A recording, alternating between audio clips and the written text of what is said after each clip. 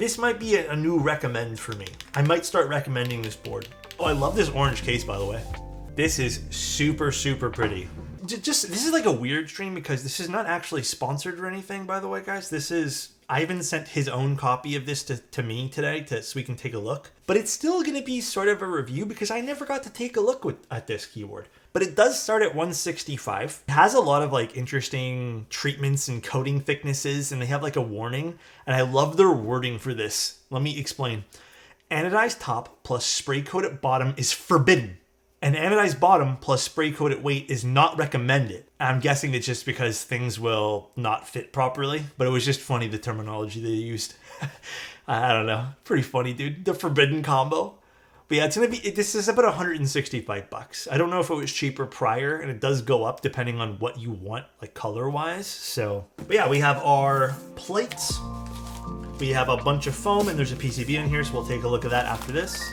All right, let's see if I can get this out without having to use this finger. Ooh, this is pretty. This is high key, like the bezels on this are quite nice. This is really pretty. So this looks like a powder coat of some sort. Am I right on saying that, Ivan?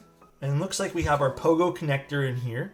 I'm kind of taking a look at this very blind, by the way, because I didn't do much research on this, but I think that's even more fun for like a sort of after review type thing. I do like the side bezels. Okay, the side profile is pretty standard wedge. It does have a bit of a taper that you can't really spot with this particular color. You can kind of see it in this light. It does have feet already pre-installed. It looks like these are just the push feet, but you have no reason to take them out, but I still appreciate that. There's supposed to be a badge in there. I think it's somewhere in there. So this is one of those boards with the little badge and dongle that's supposed to be in there. This is nice too. This has a bit of like, I don't know if you guys can catch that. It has a bit of like that matrix kind of starry coating on it. Yeah, that sparkle.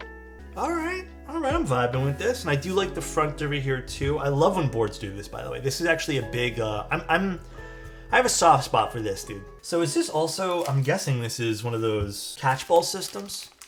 No catch balls? Oh, really? So how do we open this? Clips off, take the feet off. Oh, one of these. I see. So you do need to take the feet off. Ooh, do I like that? I'm not sure. It's clipping. Interesting. Let's take a look at the PCB first. So this is their hot swap PCB. Pretty no thrills, I'd say. Pretty standard. You get split left, which is interesting, but no ISO. Interesting. We have stepped caps lock and regular caps, split back, and then we have some spacebar options. Why would they offer this and not ISO? Very, very interesting. And we got our usual allotment of foam. So, I guess we just have to, oh god, this is gonna be so difficult with, all right, so that just pops out like that. I don't know if I like that. And what is this made of? Just plastic? Yeah, this is just plastic. I don't know how I feel about this. I've seen people do stuff like this, but is this the only board QK is done with this option? Because if this breaks, you're fucked. Like, this is plastic too, so like one wrong move, like if you let it go by accident.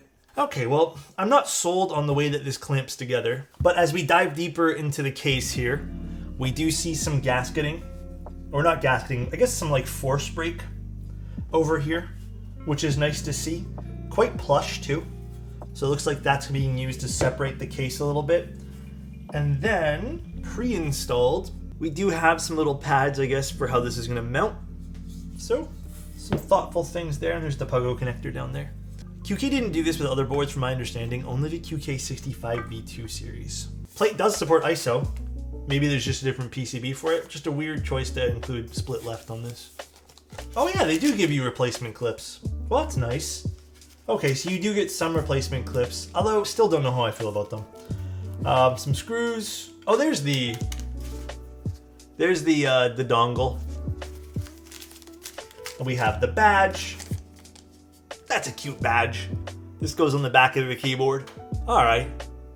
How do you guys feel about this? Out of curiosity, I'm curious right now. If it meant lowering the cost of the keyboard like $5, would you guys want none of this inside the box?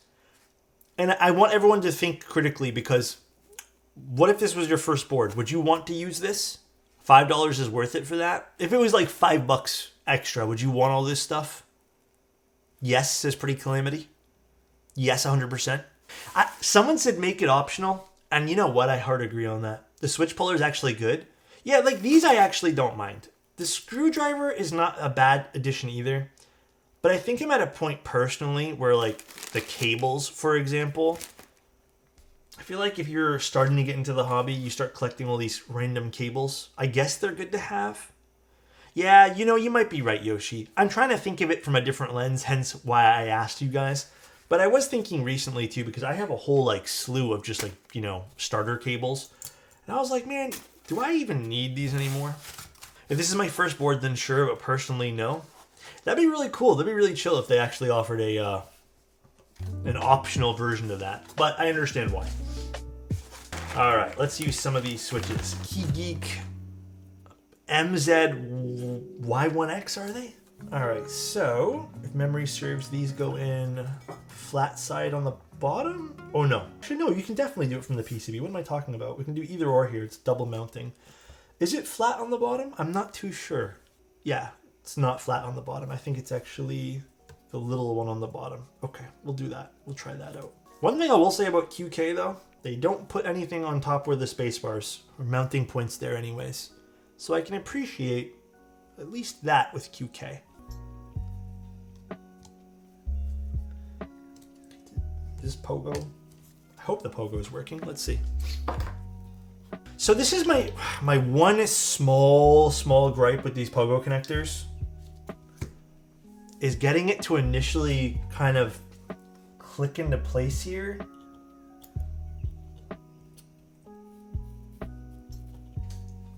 Is a bit of a pain in the butt. All right, I think I got it there. Yeah, okay, now it's working. My one small gripe, because you know what? I think even if you don't know that's happening, you'll probably think it's connecting, so you do have to be a bit more aware that that's happening. Now this just clips into place. We gotta kind of clamshell it in. Push that in there. I'm not gonna put the dongle in the back here, but I will put the little, I'll leave the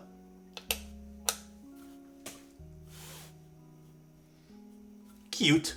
I mean, so far I'm liking it. It's not really a far stretch from the rest of the QK series. Again, I don't think it has a lot of competition in this price point. Like good competition, nothing noteworthy. For a few dollars more, you can get like an Envoy if you really want to spend some extra money on an Envoy, but that might not be your cup of tea. It does seem to have a lot of options, like you can mount it as a plateless build, you can do plate. So there's a few options you can do here. I'm still not sold on these clip-in connector things. I don't know why. I'm just really not sold on them. Excited to see what this is going to sound like. I mean, it is a nice set. I have to agree. This looks pretty nice. Oh, that is so interesting.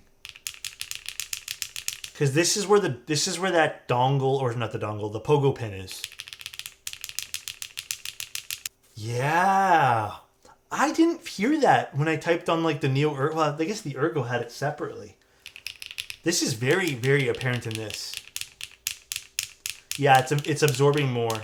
I don't hate it though, because you know what? Like, I guess when I'm typing like these keys, the Y and the U, you don't use that often.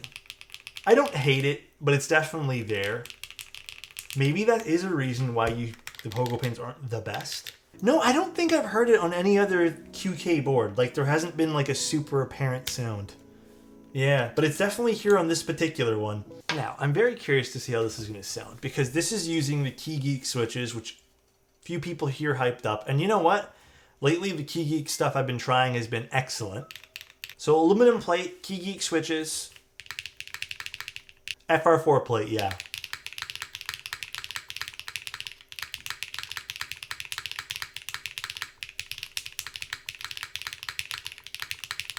I don't think it's quiet at all.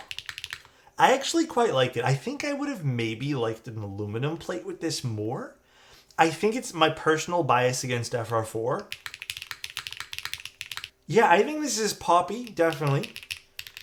Not bad for being FR4 though.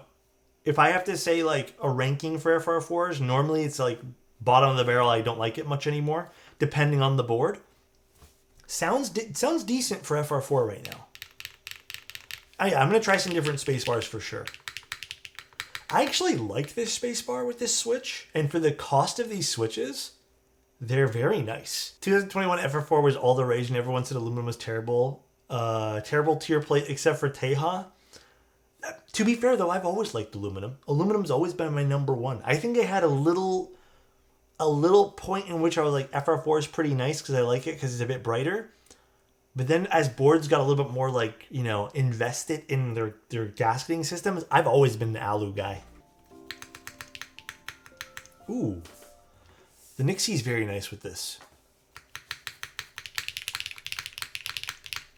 Ooh, okay, the Nixie is really nice with this.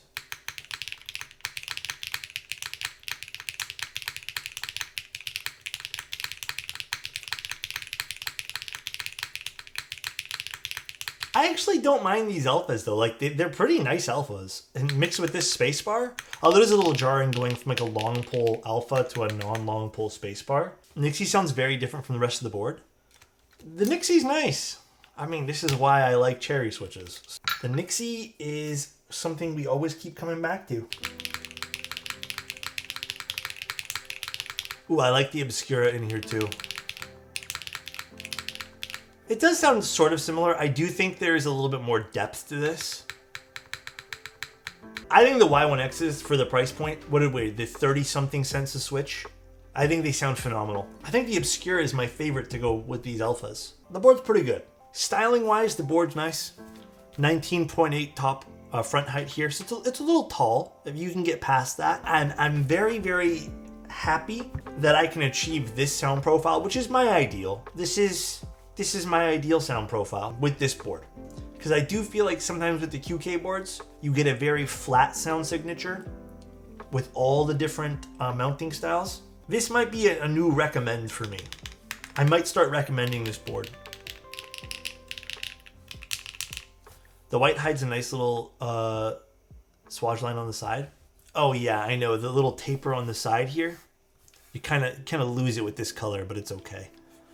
So yeah, I do think this is quite nice. How does this compare to the Neo 65? I think this is way better than the Neo 65. But no, this might be a new runner-up for something I recommend in the 65s. See you later, and bye-bye.